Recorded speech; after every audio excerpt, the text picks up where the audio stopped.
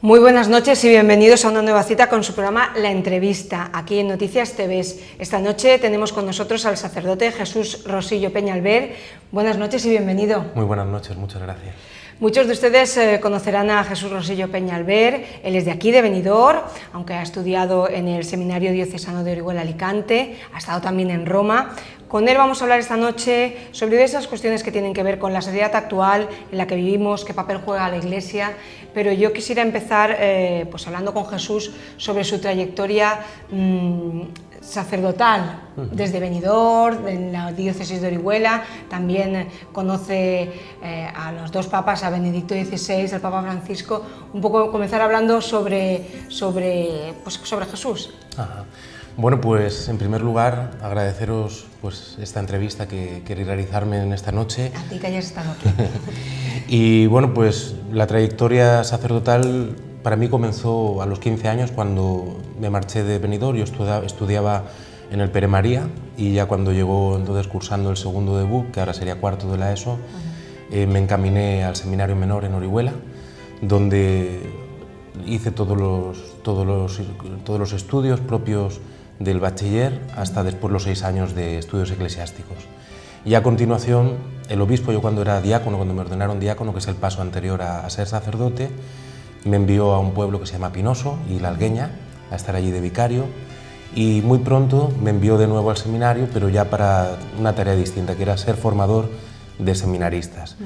Allí estuve durante 7 años aproximadamente, y don Rafael Palmero Ramos, que es el obispo anterior al que tenemos ahora, pues pensó enviarme a Roma. Entonces estos 2 últimos años he estado estudiando en Roma, en una universidad que se llama San Anselmo, propiamente Sagrada Liturgia, que es una de las ramas de lo que podríamos decir de la teología, más en el ámbito de las celebraciones y de la vida litúrgica de la Iglesia.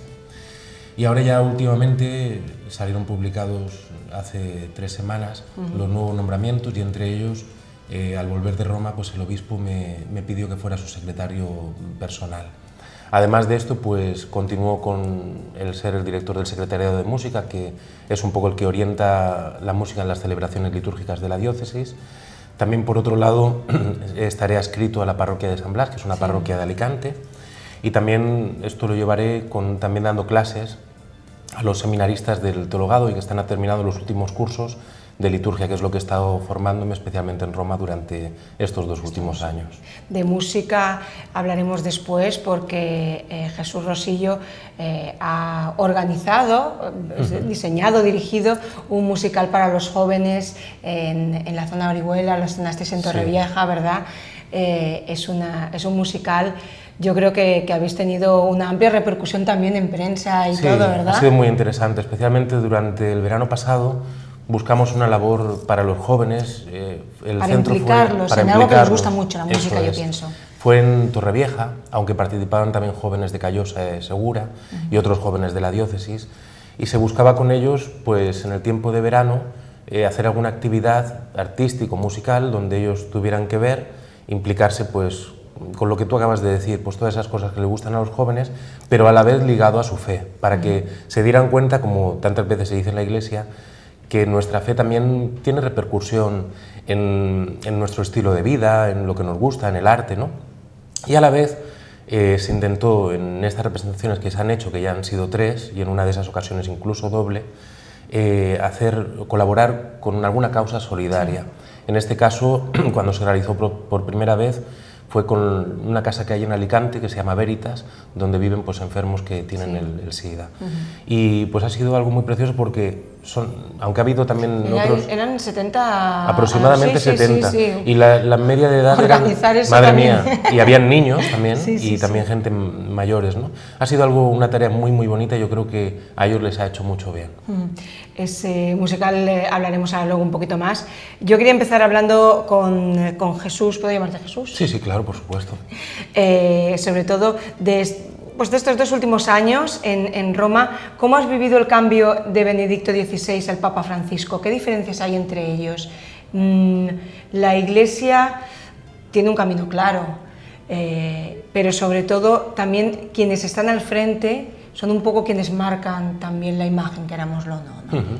Bueno, pues en primer lugar, el tiempo de estar en Roma y el tiempo que he podido vivir allí, que han sido estos 2 años, he tenido la oportunidad, el regalo, podríamos decirlo así, de vivir esa experiencia que se ha dado en pocas ocasiones más en la historia, ha sido casi inédita, pero a la vez de vivirlo muy cerca, ¿no?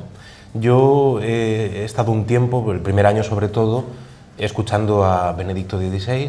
Imagínate lo que puede significar pues bajar en muchas ocasiones al Vaticano, porque yo no vivía en el Vaticano, ¿no? Sino que en un colegio de sacerdotes españoles, de que eran 85 90 sacerdotes, pero estábamos muy cerquita y podíamos pues bajar a las celebraciones, al Ángelus que reza los domingos, a las audiencias. Entonces hemos tenido la oportunidad de escuchar a un hombre de Dios, porque es cierto que si ahora en estas últimas intervenciones del Papa Francisco pues la gente queda entusiasmada, que es cierto, sí.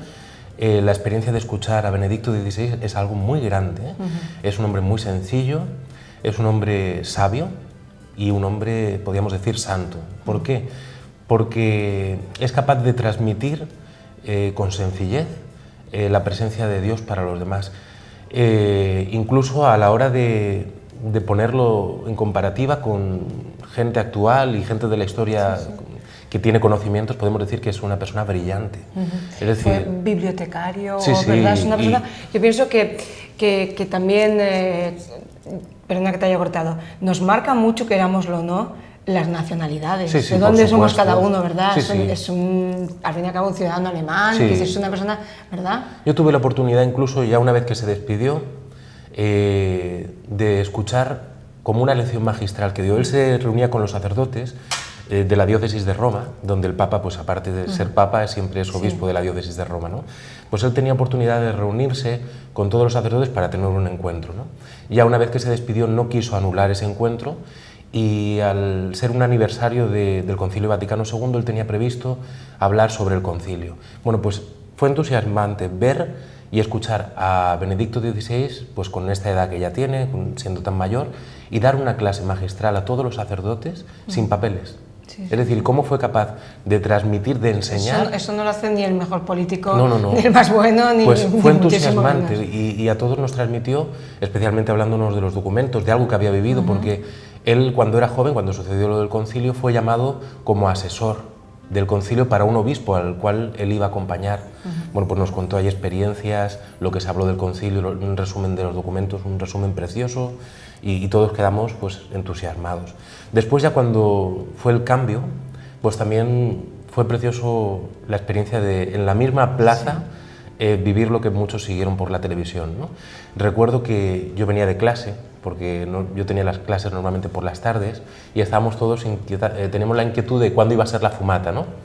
Yo había ido a la de la mañana, porque por la mañana no tenía clase y no había salido el Papa, y a la tarde, cuando iba a salir la segunda, que fue después de la segunda votación, justamente al salir de clase llegamos a la plaza y empezamos a escuchar los aplausos, ¿no?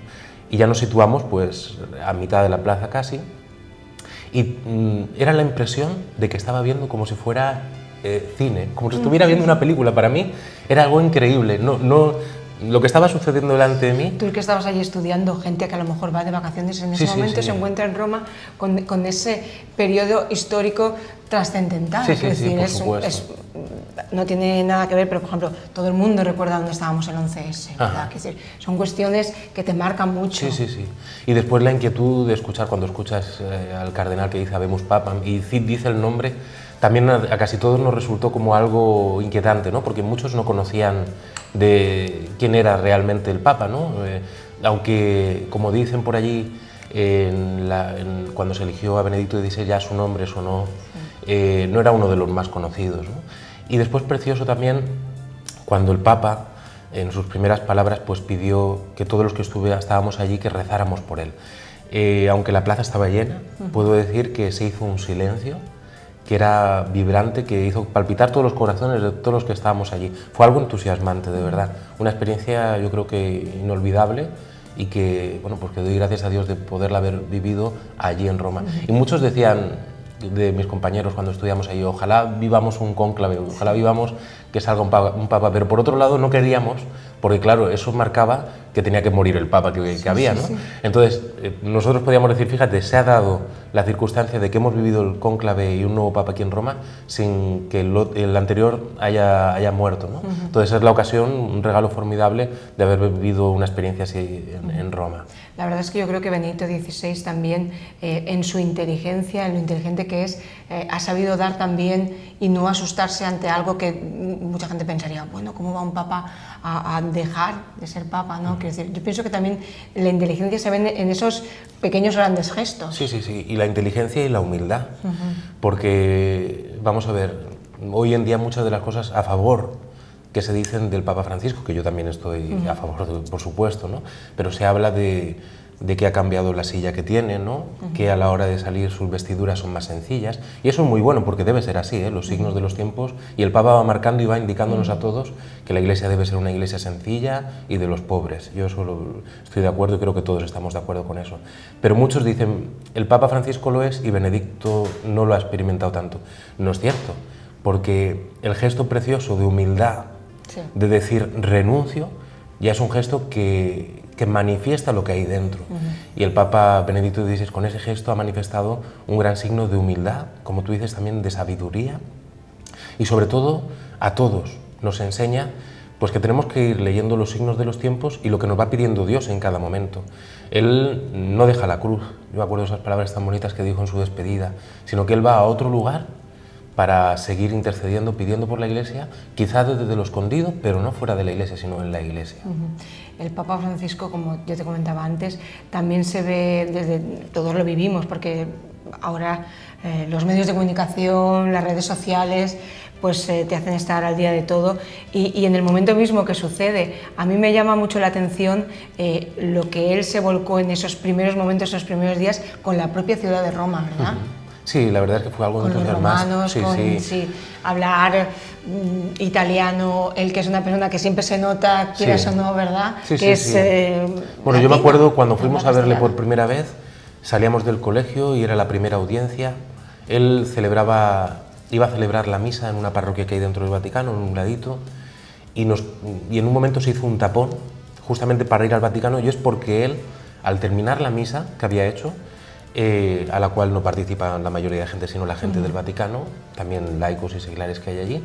Bueno, pues él había salido a la puerta de la iglesia, cuando terminó la misa, y se esperó allí porque quería saludar uno a uno a todos los que estaban en la parroquia celebrando la Eucaristía.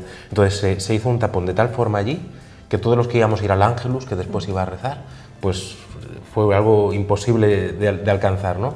Pero ese signo, por ejemplo, y todos los signos que ha ido realizando, la forma de saludar, de decir simplemente un buenos días o un buenas tardes o cualquier gesto, ¿no? que manifiesta la sencillez.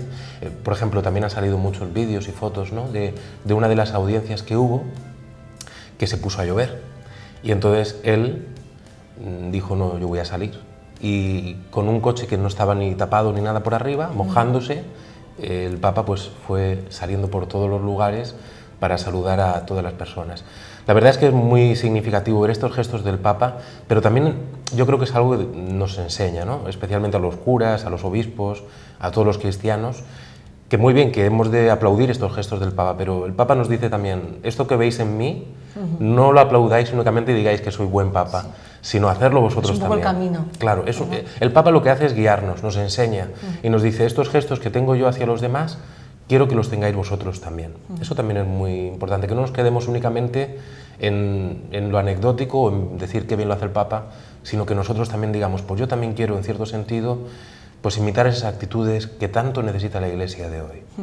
Jesús, tú has tenido una actitud hacia los jóvenes, como hemos hablado antes, hacia la música, transmitirles lo que es la fe, el cristianismo, ser católicos, a través, por ejemplo, de ese musical que se llama... Ama. Se llama Ama y el subtítulo es El amor del corazón. Sí. Hay mucha música, hay pop, hay rock, ¿verdad? Sí, sí, una variedad muy grande dentro del género. Yo voy a dejarles ahora 2 o 3 minutitos para que ustedes vean unas poquitas imágenes de una de esas piezas. Muy bien.